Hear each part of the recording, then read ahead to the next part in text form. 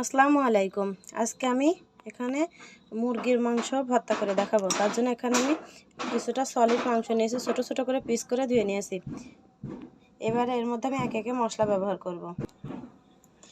সামান্য পরিমাণ জিরা গুঁড়া, অল্প একটু মরিচের গুঁড়া, একটু হলুদ, পরিমাণ মতো লবণ।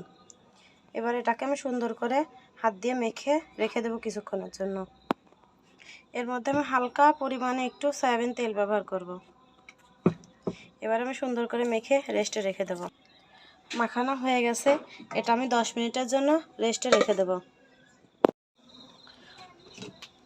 মাংসটা আমার ম্যারিনেট করা হয়ে গেছে। এবার আমি চুলাতে একটা কড়াই বসিয়ে দিয়েছি, কড়াই গরম হয়ে গেছে।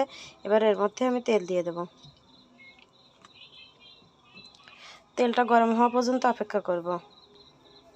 তেলটা গরম হয়ে গেছে, এবার আমি এর মধ্যে একে একে মাংসগুলো ছেড়ে দেব।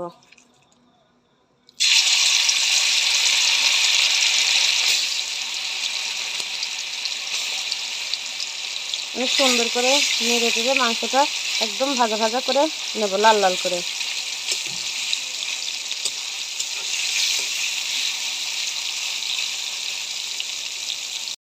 চিকেনটা আমার সুন্দর করে লাল লাল করে ভাজা হয়ে গেছে। এবার আমি চিকেনটা তুলে নেব। মাংস ভেজে তুলে নেওয়া হয়ে গেছে। এবার ওই একই তেলের মধ্যে এখানে পেঁয়াজ, কয়েকটা রসুনের কোয়া আর শুকনো মরিচ ভেজে নেব। সুন্দর করে লাল লাল করে ভেজে নেব।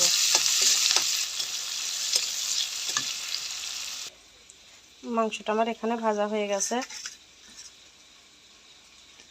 এবারে আমি পেঁয়াজ মরিচটা ভেজে উঠিয়ে নেব।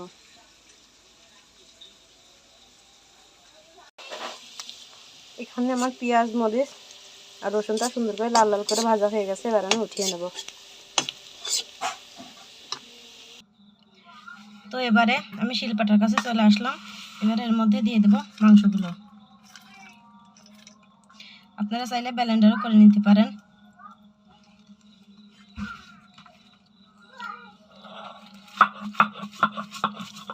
দেখুন, এভাবে আমি সুন্দর করে বেটে একদম এড়িয়ে নেব। তো আমি একটা বাটা দিয়েছি, দিয়ে এভাবে ঝুরু ঝুরু হয়ে গেছে। এবার আমি হাত দিয়ে সুন্দর করে ভেঙে নেব, ভেঙে এক সাইড করে রেখে দেব। এবারে ভেজে রাখা পেঁয়াজ, রসুন আর মরিচটা এর মধ্যে সুন্দর করে বেটে দেব।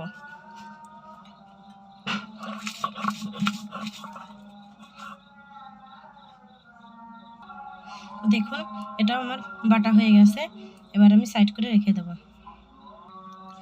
তো আমার বাটা হয়ে গেছে। এবার আমি সব হাত দিয়ে আস্তে আস্তে মিক্স করে নেব। এর মধ্যে আমি হালকা একটু পরিমাণ লবণ দেব। আমার লবণ দিয়ে সুন্দর করে মেশানো হয়ে গেছে। যেহেতু এটা ভর্তা, এজন্যই হালকা একটু সরিষার তেল ব্যবহার করব। যদিও মাংসে আমার সরিষার তেল ভালো লাগে না, তারপরেও ভর্তার জন্য অল্প সামান্য একটু ব্যবহার করব।